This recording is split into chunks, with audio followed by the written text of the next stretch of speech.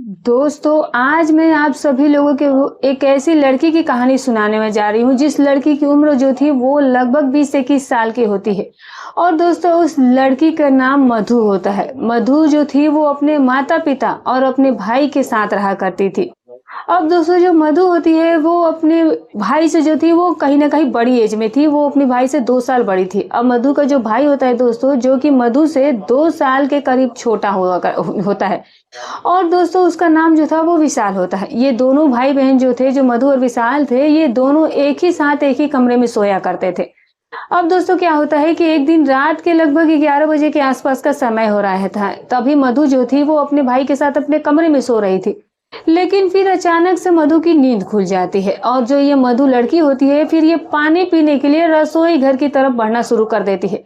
लेकिन जैसे ही ये रसोई घर की तरफ जाती है तो फिर रसोई से पहले जो मधु की मम्मी पापा का कमरा होता था और जिसके अंदर दोस्तों मधु के जो मम्मी पापा थे वो सोया करते थे।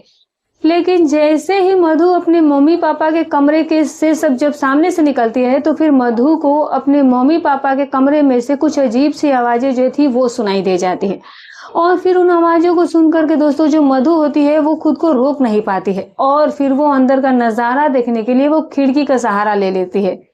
और फिर जब वो अंदर का नजारा देखती है तो फिर मधु की आंखें जो थी वो फटी की फटी रह जाती है, क्योंकि दोस्तों जो अंदर जो मम्मी पापा उसके थे वो आपस में एक दूसरे से उस समय प्यार भरे पल बिता रहे थे। अब दोस्तों लगभग 15-20 मिनट तक लगातार जो मधु होती है वो अपने मम्मी पापा को उसी हालत में देखती रह जाती है और फिर उसके बाद ये खुद को कंट्रोल नहीं कर पाती है और फिर ये जो लड़की होती है वो वहां से उतरती है और सीधा अपने कमरे यानी कि अपने भाई के कमरे में आ जाती है। और फिर दोस्तों उसके बाद ये अपने भाई को भी अपने मम्मी पापा के बारे में सब कुछ बताना शुरू कर देती है। दोनों बहन भाई आकर के फिर से अपनी मम्मी पापा को देखते हैं और फिर दोनों बहन भाई वापस अपने कमरे में जाकर के कुछ ऐसा कांड कर देते हैं कि जिसके बारे में जब आप सभी लोग सुनेंगे तो आप कल्पना भी नहीं कर पाएंगे। आखिर दोस्तों उसके बाद उन दोनों बहन भाइयों के बीच में क्या हुआ, सारी जानकारी आपको आज की इस वीडियो के माध्यम से मिलेगी दोस्तों। लेकिन इससे पहले बस एक ही रिक्वेस्ट है कि वीडियो अच्छी लगी तो प्लीज दोस्तों लाइक हाइप जरूर कर दिया करें। कहाँ से वीडियो देखते हैं कमेंट करके अपना और अपनी सिटी का नाम जरूर बताया करें और वीडियो को बिना स्किप किए अंत तक जरूर देखिएगा। यकीन मानिए ये कहानी आपको बहुत मजेदार लगेगी। तो चलिए दोस्तों कहानी की शुरुआत करते हैं। तो दोस्तों आज की जो हमारी सच्ची घटना की शुरुआत होती है ये होती है एक शहर से। दोस्तों एक शहर के अंदर राजस्थान के अंदर इस मधु नाम की लड़की का जन्म होता है और जिसका जन्म जो था वो तकरीबन सन 2004 में हुआ था, यानी कि आज की डेट के हिसाब से उसकी जो एज थी वो 21-22 साल के करीब होती है। और जो मधु के पापा होते हैं वो ऑटो चलाया करते थे और जो मधु की माँ थी वो हाउसवाइफ थी। अब दोस्तों जो मधु के पापा होते हैं वो महीने में अच्छा खासा पैसा कमा लिया करते थे और जिससे कि मधु के पूरे घर का जो खर्चा था वो बहुत ही आसानी से और आराम से निकल जाया करता था। अब दोस्तों जो मधु की माँ थी वो भी काफी ज्यादा मेहनती थी और फिर जो मधु होती है वो अपने माता पिता के साथ अपने भाई के साथ बहुत ही हंसी खुशी के साथ धीरे धीरे बड़ी हो रही थी। अब दोस्तों मैं आप सभी लोगों को बता दूं कि मधु का एक मामा भी होता है। सिर्फ उसका एक ही मामा था जिसके पास सिर्फ एक ही लड़का होता है। जो दोस्तों होता क्या है मैं आप सभी लोगों को बता दूं कि किसी कारण की वजह से मधु के मामा और जो मामी है वो दोनों ही इस दुनिया को छोड़ करके चले जाते हैं किसी एक्सीडेंट में। यानी कि जो मधु के मामा मामी थे जो कि दूसरे गांव में रहते थे वो किसी एक्सीडेंट में अचानक से ही इस दुनिया से चले जाते हैं। अब जो उनका बेटा रह गया था वो अकेले पड़ चुका था। ऐसे में दोस्तों उनको किसी न किसी को तो सहारा चाहिए था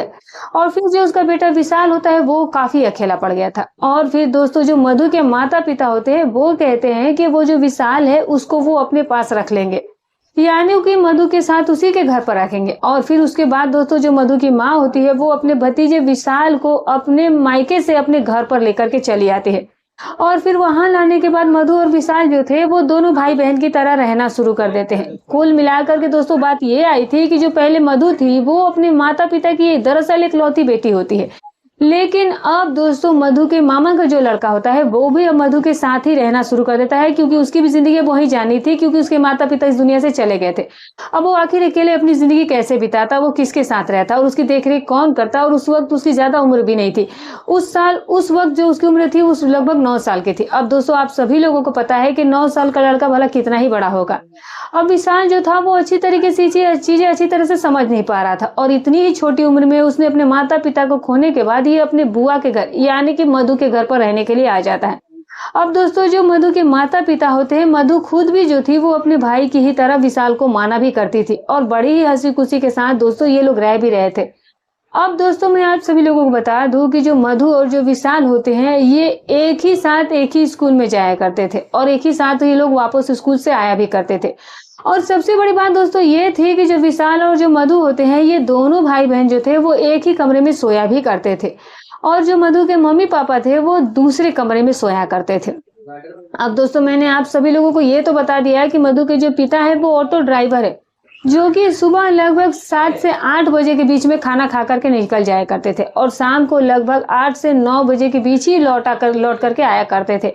और फिर आते के साथ ही काफी ज्यादा थक जाते थे, तो फिर आते ही सो जाया करते थे। यानी कि जो मधु और जो विशाल हैं उन दोनों के बीच में पिता से बातचीत जो थी वो बहुत ही कम हो पाया करती थी, क्योंकि पिता आकर के सीधे खा करके सो जाया करते थे। अब धीरे धीरे ऐसे ही समय बीतने लगता है और अब मधु और विशाल जो है धीरे धीरे बड़े भी होने लगे थे। अब दोस्तों मैं आप सभी लोगों को बता दूं कि जो विशाल होता है वो लड़का अपनी बुआ और अपनी फूफा को कभी भी बुआ फूफा नहीं बोला करता था। वो अपनी मम्मी पापा के जैसे ही उन्हें सम्मान भी दिया करता था और वैसे ही बोलता था जैसे कि वो मम्मी पापा को बोला करता था, बातचीत किया करता था। और वो लोग भी जो कि मधु के मम्मी पापा थे वो विशाल का बहुत ही अच्छे से अपनी बेटी की ही ख्याल रख रहे थे। यानी कि जो भी चीजें मधु को दी जाती थी तो वो विशाल को भी साथ में ही दिलवाया करते थे और जो कोई चीजें अगर विशाल को जरूरत होती थी तो वो मधु को भी साथ में ही दिलाया करते थे। अब धीरे धीरे इनका जो प्रेम है वो ऐसे ही आगे बढ़ते जा रहा था। मधु और विशाल जो दोनों हैं वो अपनी 12वीं कक्षा की पढ़ाई को पास कर लेते हैं और अब दोस्तों 12वीं कक्षा को पास करने के बाद जो मधु और जो विशाल होते हैं ये दोनों बहन भाई अब कॉलेज के अंदर एडमिशन करवा लेते हैं। अब आप सभी लोगों को पता है कि दोस्तों स्कूल और कॉलेज में काफी ज्यादा फर्क होता है। स्कूल में लड़का लड़की के ऊपर थोड़ा दबाव रहता है, लेकिन कॉलेज में ऐसा कुछ भी नहीं होता है। जाना तो ठीक है वरना नहीं जाए भी तो भी ठीक, ऐसा कॉलेज का दोस्तों हाल होता है। अब जो विशाल होता है और जो मधु होते हैं अब जब दोनों ही कॉलेज के अंदर दाखिला लेते हैं तो फिर वहां पर इन्हें काफी सारे इनके दोस्त मिल जाते हैं,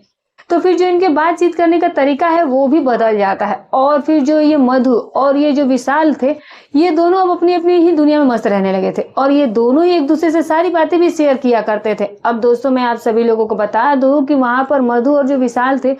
उन दोनों ने अपने लिए एक बॉयफ्रेंड और एक गर्लफ्रेंड जो है वो दोनों ने ही ढूंढने की कोशिश की थी, लेकिन फिर भी वहां पर इन दोनों की बात नहीं बन पाती है, क्योंकि दोस्तों जो मधु होती है वो विशाल से डरा करती थी और जो विशाल था वो मधु से डरा करता था और इसीलिए इन दोनों बहन भाइयों ने कभी भी कॉलेज के अंदर जो है वो इस कदम को नहीं उठाया था। और दोस्तों अब सभी लोगों को पता है कि कॉलेज में जाने वालों की उम्र क्या होती है। अब जो ये विशाल था ये भी एक जवान लड़का बन चुका था, बड़ा ही नहीं बल्कि एक समझदार भी लड़का काफी ज्यादा बन गया था। उधर जो लड़की मधु थी वो भी काफी समझदार हो गई थी, इसकी भी एज जो थी वो 21-22 साल हो चली थी, क्योंकि मधु जो थी वो विशाल से 2 साल उम्र में बड़ी ही थी।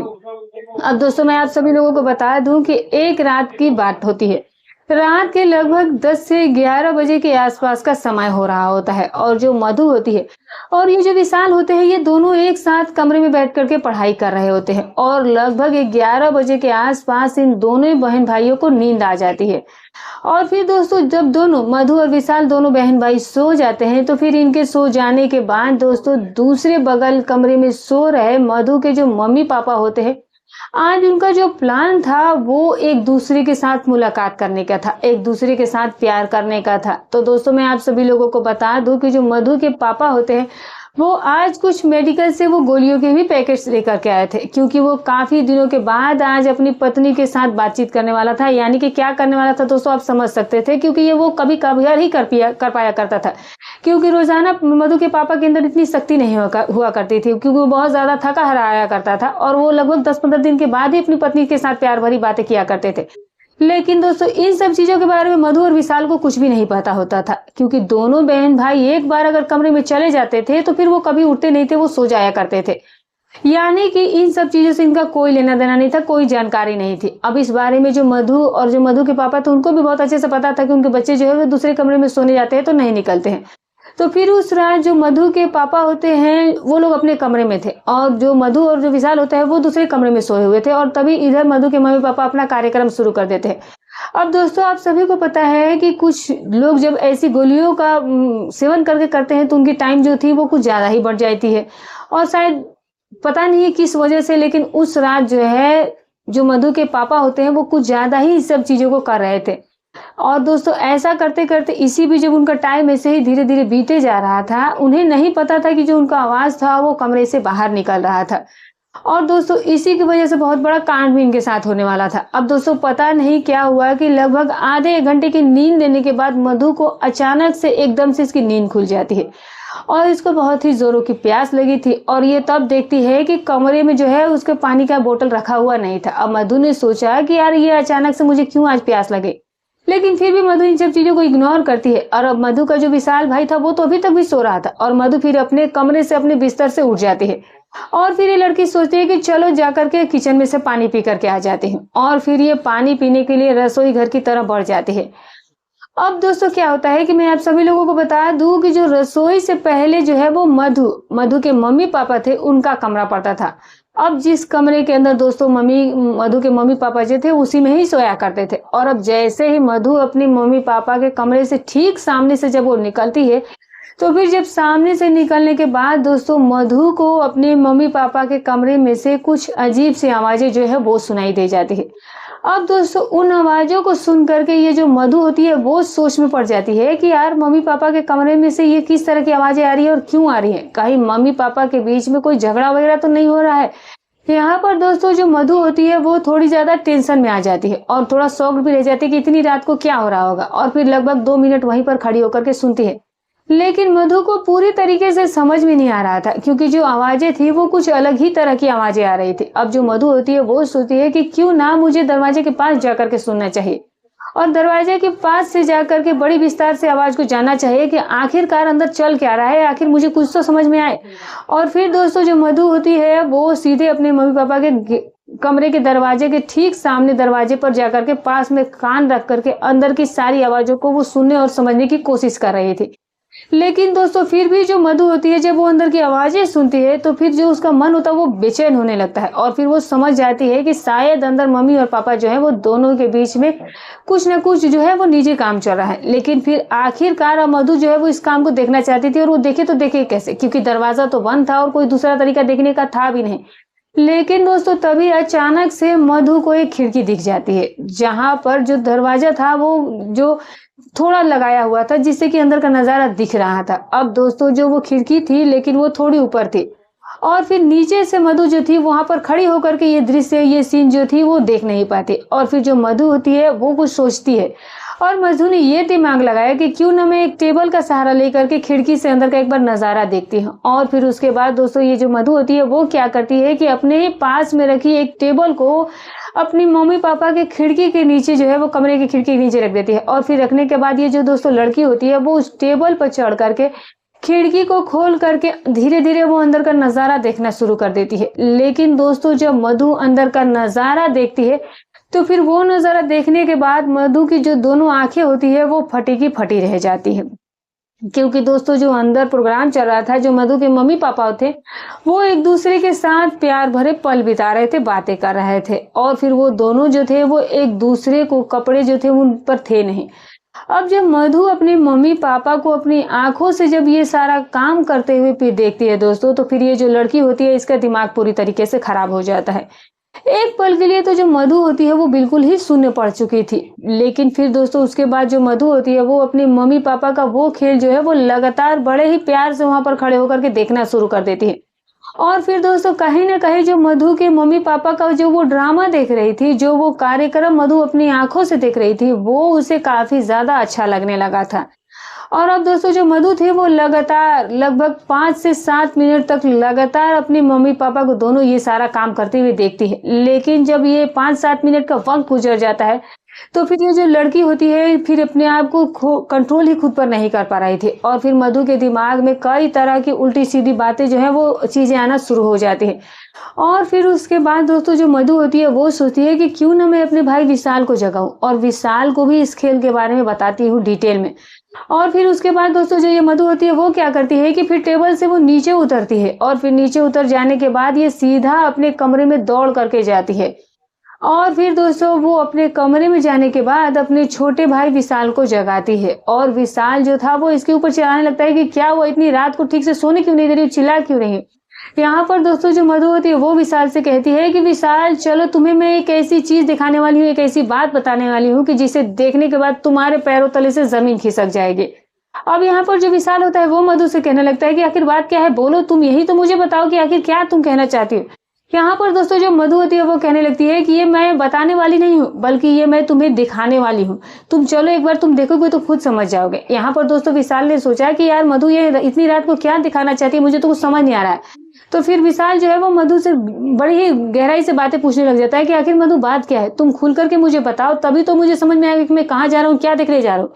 यहाँ पर दोस्तों मधु कहने लगती है कि तुम पहले मेरे साथ चलो तो सही, और फिर ही उसके बाद ही मैं तुम्हें कुछ बताऊंगी। यहाँ पर दोस्तों जो विशाल होता है वो मधु की बात को स्वीकार कर लेता है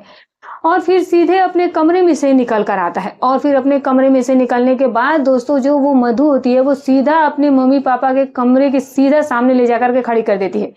और फिर अपने विशाल भाई को वो टेबल पर चढ़ाना शुरू करती है और कहती है कि पहले तुम टेबल पर चढ़ो, अंदर का नजारा देखो, और मैं भी तुम्हारे साथ ये नजारा देखने आ रही हूँ। और फिर उसके बाद दोस्तों जो मधु और विशाल होते हैं ये दोनों ही टेबल के ऊपर चढ़े जाते हैं। और फिर टेबल के ऊपर चढ़ जाने के बाद जब विशाल अंदर का नजारा देखता है दोस्तों, तो फिर वो सारा नजारा देखने के बाद विशाल का जो दिमाग है वो पूरी तरीके से खराब होकर के रह जाता है, क्योंकि जो मधु ने अंदर देखा था वही विशाल ने भी देख लिया था कि जो अंदर उसके माता पिता है वो दोनों ही एक दूसरे के साथ प्यार भरी बातें कर रहे थे। अब दोस्तों ये चीजें देख करके विशाल का दिमाग जो था वो पूरी तरीके से अपने कंट्रोल से बाहर हो जाता है और फिर दोस्तों विशाल के दिमाग में कई उल्टी सुल्टी बातें जो है वो भी आना शुरू हो जाती हैं। अब दोस्तों इनके हाथ में कुछ भी नहीं था। ये दोनों जो भाई बहन होते हैं वो लगातार अपने माता पिता को आंखें खोल खोल करके ये सारा सीन देख रहे थे और फिर दोनों के दिमाग में भी गलत चीजें और गलत विचार आना शुरू हो गए थे, क्योंकि दोस्तों आप सभी लोग जो है समझ सकते हैं कि जो ये चीजें देख रही थी वो कितनी गलत चीजें देख रही थी। क्योंकि जब किसी चीज को, जब कोई ऐसी चीज हो दोस्तों, जब वो आंखों से कोई देखे तो जाहिर सी बात है दोस्तों कि ऑटोमेटिक ही शरीर के अंदर कुछ अलग ही फीलिंग आने लगती है। अगर कोई फोन में भी ऐसी वीडियो देख ले तो फिर उन वीडियोस को देखने के बाद वैसे ही लोगों का दिमाग खराब होने लगता है। अब ये जो दो बहन भाई थे ये तो सरेआम खुलेआम ये सारी चीजें जो है वो अपनी मम्मी पापा को ये सब करते हुए देख रहे थे, तो फिर इनका जो दिमाग था वो अपने आप में जाहिर सी बात है पूरी तरीके से कंट्रोल से बाहर ही हो चुका था। और अब दोस्तों लगभग ये जो दोनों भाई बहन होते हैं ये करीबन 15-20 मिनट तक ये सारा काम करते जो है वो देखते हैं पूरी तरीके से। अब जब ये 20-25 मिनट ये देखते हैं, उनका तरीका यही था देखने का कि जो विशाल के यानी जो मधु के पापा होते हैं उन्होंने आज गोलियों का प्रयोग कर रखा था और जिसकी वजह से वो बिल्कुल भी डाउन नहीं पड़ पा रहे थे और फिर वो लगातार अपना कार्यक्रम कर रहे थे ताकि वो अपनी पत्नी को खुश कर सके। और फिर उसके बाद ये दोनों भाई बहन जो है वो लगभग जब 20 मिनट का समय गुजर जाता है और 20-25 मिनट का समय गुजरने के बाद जब इन्हें लगता है कि अब जो उसके पापा है ये सारा काम खत्म कर चुके हैं, तो फिर उससे पहले ही दोस्तों जो ये विशाल होते हैं और जो मधु होते हैं उस जगह को छोड़ देते हैं और फिर टेबल को वापस से वहां पर लगा देते हैं जहां से उन्होंने उठाई हुई थी। अब सारा चीजें जो है सेटल कर करके फिर से वापस जो है वो अपने कमरे में चले जाते हैं। अब ये अपने कमरे में आकर के लेट जाते हैं अपने बेड पर। लेकिन दोस्तों अब उस वक्त मधु और विशाल के दिमाग में जो बातें चल रही थी दोस्तों, वो कहीं ना कहीं जो बातें थी वो बहुत ही गलत तरीके की बातें चल रही थी। मधु जो थी वो विशाल से पूछने लगती है कि विशाल आखिर ये तुम्हें कैसा लगा ये सब कुछ देख करके। तो फिर विशाल मधु से कहने लगता है कि मधु मैं तुम्हें क्या बताऊं, तुमने मुझे जो दिखाया है ये तुमने बहुत ही मुझे गलत चीज दिखाया है, क्योंकि अब मैं अपने आप को कंट्रोल नहीं कर पा रहा हूँ और अब मुझे कहीं ना कहीं उस चीज की काफी ज्यादा जो है वो कुछ महसूस हो रही है अंदर से, पर मुझे मैं क्या करूं, मुझे कुछ समझ नहीं आ रहा है, आखिर तुमने मुझे ये सब कुछ क्यों दिखाया। और अब दोस्तों यहाँ पर जो मधु होती है वो विशाल से कहने लगती है कि विशाल जो दिमाग में तुम्हारी बातें चल रही है वो तुम्हारे ही दिमाग में नहीं चल रही है, बल्कि वही सेम बातें मेरे भी दिमाग में चल रही हैं, लेकिन मैं क्या करूं, मुझे भी कुछ समझ नहीं आ रहा है कि मैं ये सब कुछ क्यों दिखाया। और हमारे पास ऐसा कोई तरीका भी नहीं है जिस तरीके से हम अपने आप को संतुष्ट कर पाए। लेकिन दोस्तों तभी जो विशाल होता है वो छोटे मुंह से एक बड़ी बात मधु के सामने निकाल देता है। विशाल मधु से कहने लगता है कि मधु मैं तुमसे एक बात कहना चाहता हूँ, अगर तुमने ये बात मान ली और अगर तुम उस बात को समझ गई तो फिर आज जो तुम देख करके आई हो वही काम हम खुद भी कर सकते हैं और इसमें काफी ज्यादा हमें अच्छा भी लगेगा, क्योंकि तुमने ये सब कुछ देखा कि कितनी अच्छी तरीके से वो लोग इस पल का आनंद ले रहे थे, तो फिर क्यों ना ये जो पल है हम दोनों भी इसी तरीके से बिता करके देखें। अब मधु यहाँ पर विशाल से कहने लगती है कि तुम क्लियर बोलो कि तुम कहना क्या चाहते हो। यहाँ पर जो विशाल होता है वो मधु से कहने लगता है कि मधु, मैं तुमसे ये कहना चाहता हूँ कि क्या हम दोनों के बीच में ये सारा काम नहीं हो सकता है। यहाँ पर दोस्तों जो मधु होती है वो कहती है कि विशाल, ये तुम कैसी बातें कर रहे हो, हम दोनों के बीच में भला ये काम होना बिल्कुल भी संभव नहीं है, क्योंकि हम जो है वो पति पत्नी नहीं है, हम एक भाई बहन है और वो लोग पति पत्नी हैं। अब दोस्तों दोनों के बीच में बहुत ज्यादा बड़ा अंतर है, लेकिन हम दोनों के बीच में ये काम जो है वो संभव नहीं है। यहाँ पर दोस्तों जो लड़का विशाल होता है ये मधु से कहने लगता है कि मधु, तुम ये कैसी बातें कर रही हो, तुम जैसा सोच रही हो तुम ऐसे सोच रही हो जैसे कि तुम मेरी अपनी बहन हो। वैसे भी मैं तो तुम्हारे मामा का लड़का हूँ और तुम मेरी बुआ की लड़की हो। हम दोनों के बीच में ये नॉर्मल सी ही बात रहेगी और हम दोनों के बीच में कोई शक भी नहीं करेगा और हम आराम से ये जो अपना कार्यक्रम है आराम से जारी भी रख सकेंगे। अब दोस्तों यहाँ पर जब बात विशाल मधु से ये चीजें कहता है तो फिर मधु जो है वो पूरी तरीके से विशाल की तरफ अब आकर्षित होना शुरू हो जाती है और फिर मधु विशाल से कहती है कि ठीक है फिर विशाल, मैं तुम्हारी बात को मानने को तैयार हूँ, लेकिन ये बात हमेशा याद रखना कि ये जो बात है ये सिर्फ और सिर्फ हम दोनों के ही बीच में रहनी चाहिए, किसी तीसरे के ये बात किसी तीसरे तक नहीं पहुंचनी चाहिए। दोस्तों यहाँ पर ये जो लड़का है विशाल वो मधु से वादा करता है कि मधु, ये जो बात है, ये जो घटना घटेगी हम दोनों के बीच में, ये सिर्फ और सिर्फ हम दोनों के ही बीच में रहेगी। और फिर उसके बाद दोस्तों जो मधु है वो पूरी तरीके से अपने आप को इस लड़के को हवाले कर देती है, खुद को वो उसको समर्पित कर देती है।